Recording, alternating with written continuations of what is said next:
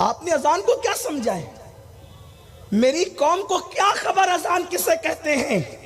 جو اذان پڑھتا ہے جتنی دیر تک اتنی دیر تک اس کے سر پہ اللہ کا ہاتھ ہوتا ہے، اس کے سر پر خدا کا دست قدرت ہوتا ہے، اور جو اذان سن کے اذان کے کلمات کو دہراتا ہے اس کے سر پر بھی اتنی دیر تک دست قدرت ہوتا ہے۔ اور جب وہ اذان میں اللہ اکبر اذان پوری کر کے اذان مکمل کرتا ہے تو دست قدرت رکھنے والی قدرت کہتی ہے مجھے میری عزت کی قسم جو مانگنا ہے مانگ لے، میں تجھے ضرور عطا کروں گا۔ لیکن ہمیں اذان کی اہمیت کیا؟ میری قوم کے پاس تو گیم کی اہمیت ہے، میری قوم کے پاس تو کرکٹ کی اہمیت ہے، میری قوم کے پاس تو گانے کی اہمیت ہے، میری قوم کے پاس تو عیاشی کی اہمیت ہے۔ اذان کو سن کر دنیا کی باتیں کرنے والوں، یہاں تک کہ میرے نبی نے فرمایا اذان ہو رہی ہو تو تلاوت بھی روک دو، اذان ہو رہی ہو تلاوت بھی روک۔ کم سے کم ایک مسجد کی اذان کا جواب دینا تاکیدی سنت قرار دیا ہے، اور امام اہل سنت نے تو فتاوی رضویہ میں روایت نقل کی ہے کہ جو اذان کو سن کے دنیا کی بات کرے ڈر ہے مرے گا تو کافر ہو کے مرے گا، اس کا ایمان چھین لیا جائے گا۔ اذان کو کیا سمجھا ہے؟ اذان کی اہمیت کیا ہے میری قوم کے نزدیک؟ اذان کے وقت گالیاں، اذان کے وقت چیخ پکار، اذان کے وقت فلمیں، اذان کے وقت سیریل، لیکن اللہ اللہ سنے اذان کی شان کیا ہے، اذان کا مقام کیا ہے؟ جب تک اذان دینے والا اذان دیتا ہے اور جو اذان کا جواب دیتا ہے اس کے سر پر خدا کا دست قدرت ہوتا ہے۔ سوچو اللہ اللہ، اگر کسی پیر صاحب نے سر پہ ہاتھ رکھ دیا ہم کتنا خوش ہوتے ہیں، میرے پیر کا ہاتھ میرے سر پر ہے، میرے پیر کا ہاتھ، میری امی کا ہاتھ میرے سر پر ہے، میرے بابا کا ہاتھ میرے سر پہ ہے۔ آپ کو سے پوچھتا ہوں جس کے سر پہ قدرت کا ہاتھ ہو،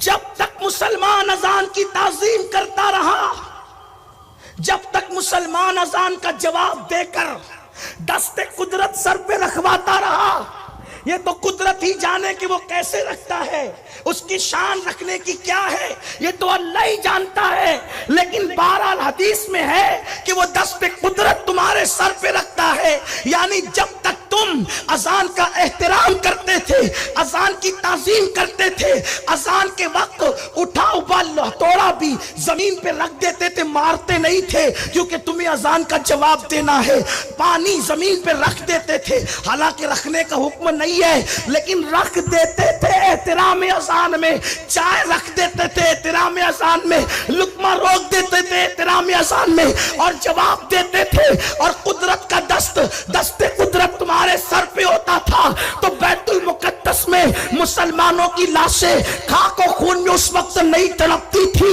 عراق کی سرزمین کی عورتیں بھیک نہیں مانگتی تھی، تمہاری بیٹیاں لوجوں میں فروخت نہیں ہوتی تھی، تمہارے بچے اللہ اکبر ذلت کی چکی میں نہیں پستے تھے، تم غربت کی چکی میں نہیں پستے تھے کیونکہ تمہارے سر پہ دست قدرت تھا۔ لیکن جب سے تم نے اذان کو معاذ اللہ جواب دینا، اس کی تعظیم کرنا چھوڑ دیا، اٹھتے ہوئے لاشیں ہیں، جلتے ہوئے مکانات ہیں، بیوہ ہونے والی بیٹیاں ہیں، 35 سال کی بیٹیاں گھروں کے اندر پڑی ہوئی ہیں، تم کروٹیں بدلتے ہو، بے قراری تمہارا مقدر، بے چینی تمہارا مقدر، گدا گری تمہارا مقدر، تنگ دستی تمہارا مقدر۔ نادانو، جس کے سر پہ قدرت کا ہاتھ ہو وہ قوموں کی گدا گری نہیں کرتا بلکہ وہ تو بادشاہی کیا کرتا ہے، وہ تو شہنشاہی کیا کرتا ہے، وہ تو جہاں بانی کیا کرتا ہے۔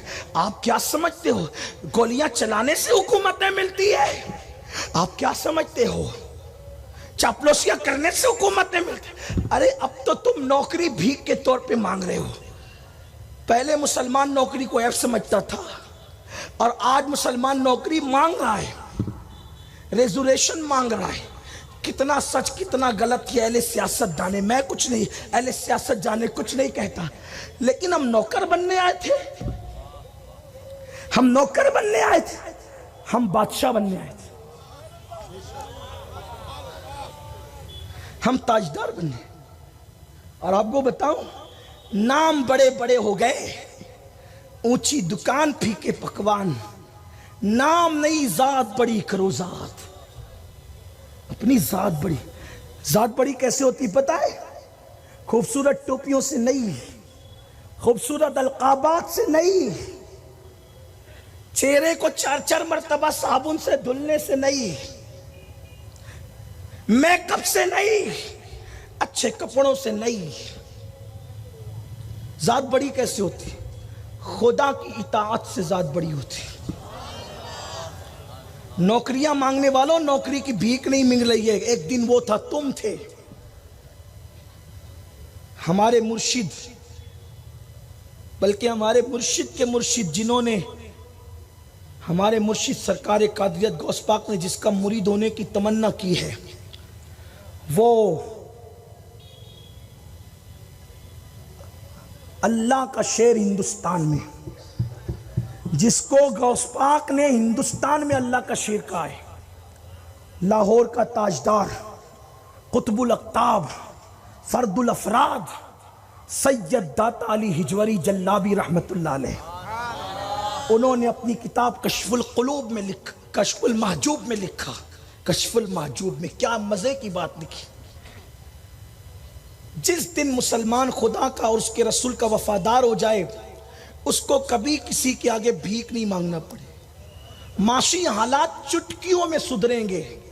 روتے ہو تو معاش کے لیے روتے ہو، یار کے لیے رونا شروع کرو، معاش کے لیے رونا بند کرو۔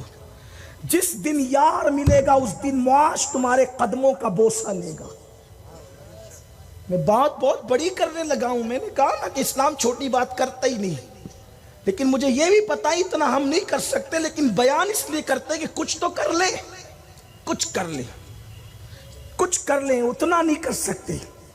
داتا صاحب لکھتے ہیں، جس کو اپنے الفاظ کے جامع میں عرض کر رہا ہوں، دھیان سے سننا۔